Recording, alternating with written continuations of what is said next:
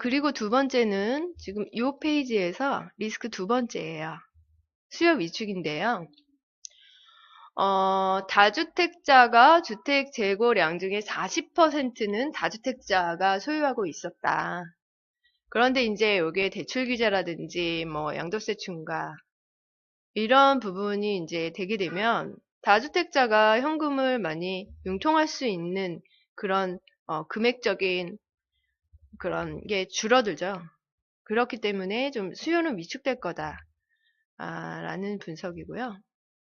잔금 과정에서 일부 차입 제약. 이거는 뭐냐 하면, 아까 분양권 잠깐 말씀을 드렸는데요. 입주 때도 마찬가지예요.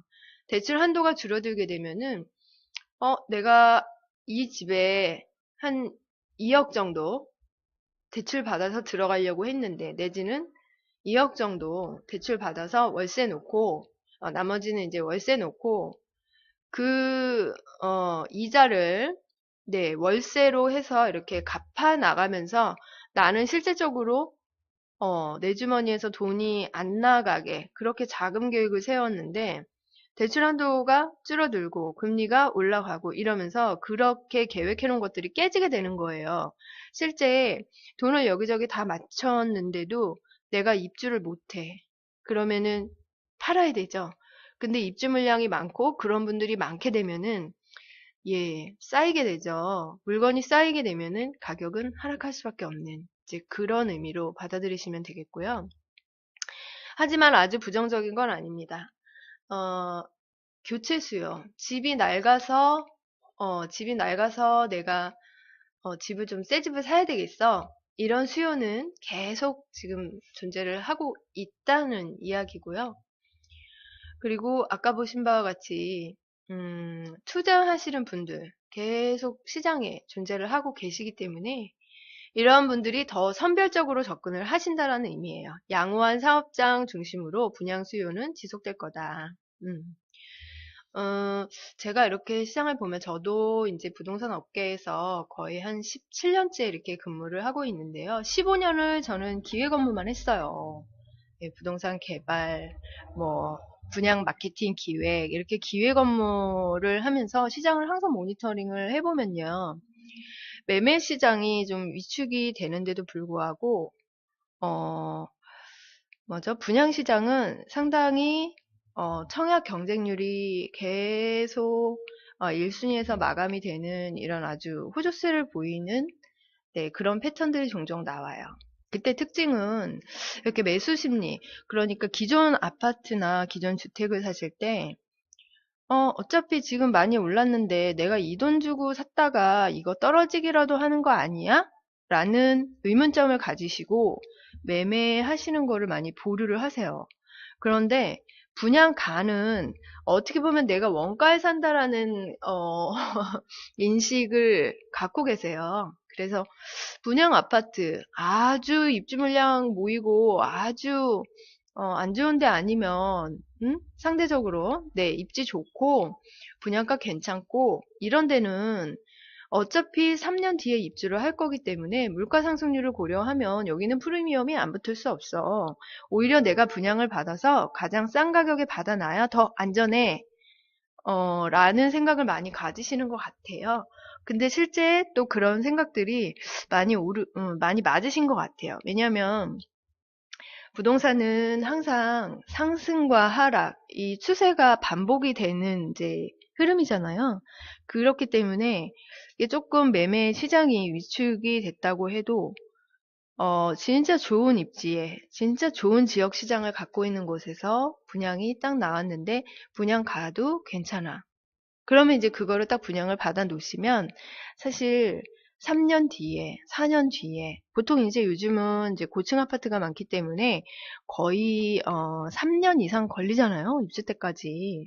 그러면 이제 이 아파트가 입주를 하면서 그 부동산 주기를 한번 타요. 그래서 상당히 많이 오르는 네, 그런 것들 아마 많이 경험하셨을 거예요. 저도 많이 그런 거 봐왔고. 그래서 양호한 사업장 중심으로 분양 수요는 올해는 계속 지속될 거다라고 보여져요. 자, 두 번째는 기존 아파트 시장에 대해서 좀 통계 자료를 볼게요. 매매, 전세, 거래량이 어떻게 변화하고 있는지에 대한 네, 그런 시장이고요. 음, 먼저 실거래 가격 지수를 볼게요. 한국감정원 자료인데 한국감정원 자료는 지금 1월 가격까지밖에 나오지 않았어요. 가장 중요한 건 2월과 3월인데 네, 이거는 곧 나오는 대로 제가 업데이트를 해드릴게요. 아파트 실거래 가격 지수라는 게 뭐냐면 국토교통부가 2007년 개발해서 한국감정원이 발표하는 아파트 가격의 지표를 말합니다. 기준 연도의 아파트 가격을 100으로 봤을 때 네, 다음 해 집값이 오르 내림 정도를 반영해서 98 혹은 103 등으로 표기를 합니다. 전국의 재고 아파트를 대상으로 실제 거래되어 신고된 아파트의 거래 가격 수준과 변동률을 파악해서 정확한 시장 동향 정보를 국민에게 제공하고 정부 정책 수립의 참고 자료로 활용하기 위해서 작성이 된 게 바로 아파트 실거래 가격 지수입니다.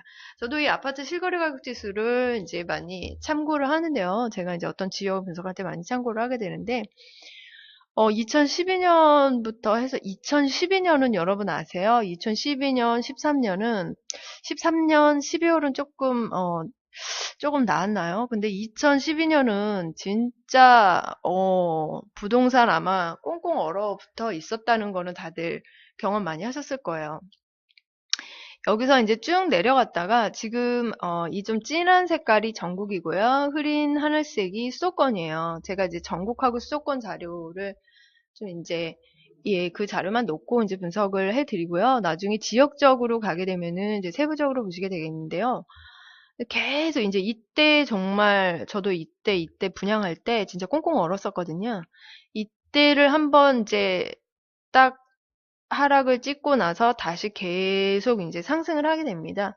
12월에는 조금씩 이제 한겨울이기 때문에 좀 주춤주춤 하는 현상을 보이지만 계속 이제 상승을 해요. 계속 상승을 하고 있다가 뭐 중간에 한번 이제 좀 부담감에 약간 횡보라든지 예, 횡보장이 이어지면서 계속 이제 상승이 되어 가는데요.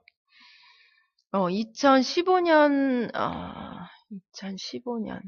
네, 2015년 봄에 상당히 분양시장 좋았죠. 이때부터 이제 분양시장이 쭉쭉 올라가고 매매시장도 좋았어요.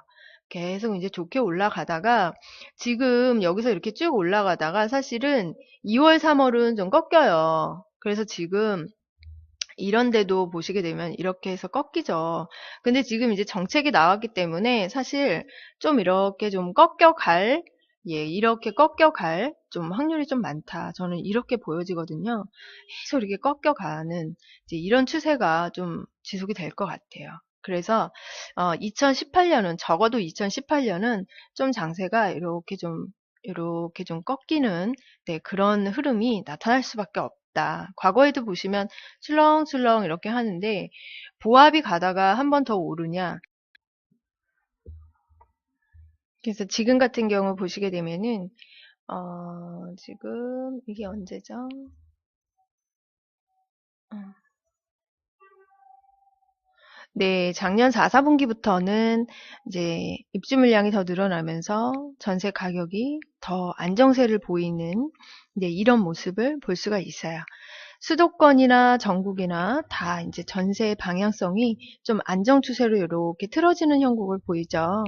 예, 방향성은 사실 한번 정해지게 되면은 특별한 시장에 큰 호재가 없는 한, 뭐 규제가 완화되거나 아니면 큰 호재가 뭐 지역적으로 큰 호재가 있거나 그렇지 않는 한, 예, 이렇게 쭉 한 방향은 쭉 흘러갈 수밖에 없어요. 그래프 추이라는 게 여러분 보시게 되면 어느 순간에 막 변동성이 한 번에 있지는 않고요. 좀 이렇게 쭉 어떤 흐름을 보이게 되거든요. 그래서 여러분들도 이 흐름을 보시고 아시겠죠? 여기까지만 이렇게 딱 나왔는데도 앞으로 어떻게 변할 거다. 이 그래프를 보시면 아마 아실 수 있을 거예요. 여기는 이제 지금 급하게 꺾일 수밖에 없는 상황이었죠. 정부 정책상. 네. 꺾일 수밖에 없는 이제 그런 상황이 오면서 이제 조금 이렇게 꺾여서 좀 하락 보합세, 네, 요렇게 올해 시장은 흘러갈 것 같아요. 전세도 쭉 안정세, 네, 매매도 한번 꺾이고 나서 또 쭉 거기서 횡보를 이어가는 횡보 내지는 횡보하다가 하반기에 또 한 번 더 떨어지는 네, 이런 흐름을 나타날 거기 때문에 지금 뭐 일반 아파트 매매라든지 이런 부분 뭐 추격 매수 하시는 분들 없겠죠? 혹시 이제 그렇게 생각을 하고 계셨다면 좀 지역적인 그런 뭐 개발 요소라든지 이런 거를 고려해서 좀 선별적으로 접근을 하셨으면 좋겠어요.